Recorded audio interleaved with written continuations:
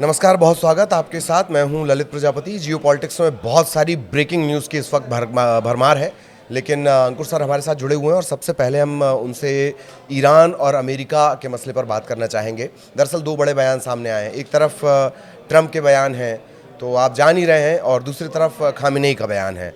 अब आप जान ही रहे हैं कि इसके बयान को कितनी तवज्जो दी जाए। ट्रंप जो है वो यू टर्न मामलों के एक्सपर्ट हो चले हैं आजकल। लेकिन खामेनेई ने भी एक बात कहा है कि डील होने की बहुत ज़्यादा उम्मीद नहीं। मैं एटमी डील की बात कर रहा हूँ, परमाणु को लेकर, परमाणु हथियारों को लेकर जिस तरह से दोनों के बीच तनातनी चल रही है। सीधे चलते हैं, इस पूरे मसले को डिकोड करते हैं। सर, मामला अमेरिका बनाम ईरान का जो है वो आर पार जैसे मोड में जा रहा है या वर्सेस मोड में चला गया है। क्या कुछ इसके पीछे चला है और क्या ये पूरी सीक्वेंस चल रही है? देखिए, सीक्वेंस ये है कि जो अयातुल्ला खुमैनी है, जो ईरान के सुप्रीम लीडर हैं, उन्होंने आज ईरान के एक टीवी पर खिताब करते हुए कहा कि जो डील की बात हो रही है अमेरिका के साथ, उसकी उम्मीद कम है। तो ये काफ़ी अफसोसनाक खबर है, क्योंकि अगर डील होती तो शायद अच्छा होता, क्योंकि कोई तनाव ना होता, कोई लड़ाई नहीं होती। लेकिन खुमैनी ने उन्होंने जो कहा, उन्होंने ये कहा कि अमेरिका की जो डिमांड्स हैं वो अनरियलिस्टिक है। इसका मतलब ये है कि अमेरिका चाह रहा है कि ईरान अपना एटॉमिक कार्यक्रम बंद कर दे, जिसके पक्ष में ईरान बिल्कुल नहीं है। उन्होंने कहा कि हम ईरान की संप्रभुता पर कोई समझौता नहीं करेंगे। तो जब ये बयान आया तो उसके बाद अब सवाल ये उठने लगे कि जो डील की बात ट्रंप कर रहे थे, जो कह रहे थे कि भैया डील होने वाली है लगभग ईरान के साथ भी, और सारे मसले सुलझ जाएंगे, वो अब फंसता हुआ फिर से नज़र आ रहा है। अब मैं ये इम्पोर्टेंट क्यों है, अगर आप इंडिया में रहते हैं, अगर आप दुबई में भी रहते हैं, अगर आप कहीं भी रहते हैं दुनिया के कोने में, तो आपको मालूम होना चाहिए कि अगर अमेरिका और ईरान के बीच में लड़ाई हुई तो उसका इम्पैक्ट जो होगा काफ़ी बड़ा होगा। वो मैं अपने एनालिसिस में तो यहाँ तक मानता हूँ कि वो जो यूक्रेन और रशिया की जो लड़ाई थी, उसका इम्पैक्ट अमेरिका पे नहीं आया, उसका इम्पैक्ट इंडिया पे नहीं आया, उसका इम्पैक्ट यूरोप पे आया कुछ हद तक। लेकिन अगर ये लड़ाई हुई तो इसका इम्पैक्ट इंडिया पर भी आएगा। और हमारे अच्छे संबंध हैं ईरान के साथ, ताल्लुकात हैं, दोनों ओल्ड सिविलाइजेशंस हैं, और ईरान दुनिया का एक बड़ा तेल सप्लायर भी है। तो पूरी दुनिया पे उसका असर होगा। अब ये देखने वाली बात है कि कॉन्फ्लिक्ट ना हो, अगर ये रुक जाए, कुछ अवर्ट हो जाए, इसमें इंडिया की क्या भूमिका हो सकती है। तमाम वो सवाल हैं जिनका जवाब हमें आने वाले दिनों में मिलेगा।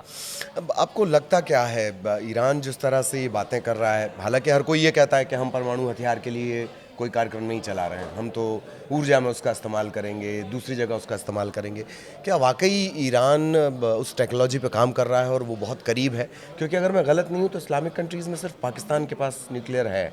इसे थोड़ा सा समझाइए। देखिए, पाकिस्तान के पास न्यूक्लियर एटम है, और इंडिया के बाद उन्होंने ये तकनीक चीन से हासिल की, कुछ उन्होंने यूरोप से हासिल की, और इसमें कई और काफ़ी लोगों का उसमें योगदान है। एक पाकिस्तान के फिजिसिस्ट थे अब्दुल सलाम। हालांकि उनको उतनी तवज्जो नहीं मिलती पाकिस्तान में, क्योंकि वो अहमदिया थे, बट उन्होंने भी कहीं ना कहीं हेल्प की थी। और फिर उसके बाद जो उनके अब्दुल कादिर खान थे, वो जर्मनी में, वहाँ से उन्होंने वो टेक्निक चुराई थी या ली थी, हासिल की थी, जो भी आप कुछ कहें। फिर चीन से भी कुछ ना कुछ मदद मिली थी। तो उसके बाद पाकिस्तान ने एटॉमिक कार्यक्रम बनाया। अब पाकिस्तान के बाद सऊदी अरब भी एक ऐसा मुल्क है जो चाहता है मेरे पास एटम बम हो, लेकिन अमेरिका कहीं ना कहीं कह देता है कि नहीं, आप अच्छे बच्चे हो, आप हमारे साथ हो, टेंशन नहीं लेने की, हम आपका पूरा सिक्योरिटी इशू हम देखेंगे। लेकिन सऊदी अरब के मन में भी कभी कभी आता है कि मेरे पास भी हो।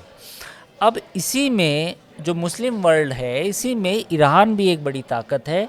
ईरान भी चाहता है कि मेरे पास एटमी ताकत हो, और मेरे पास जब ये ताकत होगी तो मैं जो पूरी मुस्लिम उम्मा होगी, उसका मैं भी एक बड़ा लीडर होऊंगा, मेरा एक बड़ा किरदार होगा। और पाकिस्तान का किरदार इसलिए नहीं हो पाया क्योंकि पाकिस्तान ने एटम बम तो बनाया, लेकिन उसकी इकोनॉमी अच्छी नहीं है, ना उसके पास तेल है, ना उसके पास गैस है। तो ऐसे में एटम बम कहीं ना कहीं बाद में वो नेगेट हो जाता है। लेकिन ईरान के पास चूँकि तेल भी है, गैस भी है, और एटम बम भी होगा, तो फिर वो चाहेगा कि जो सुन्नी डोमिनेटेड वर्ल्ड है, जिसमें सऊदी अरब भी है, बाकी और मुल्क भी है, तुर्की भी है, कुवैत भी है, कतर भी है, उनमें मेरा रुतबा होगा। तो ये एक डोमिनेंस की जंग भी है। अब देखना होगा, जो देखना होगा, ऐसा लगता तो बिल्कुल नहीं है कि अमेरिका और इजराइल ईरान को के पास परमाणु मतलब हथियार होने हाँ, देना हाँ। चाहते हैं।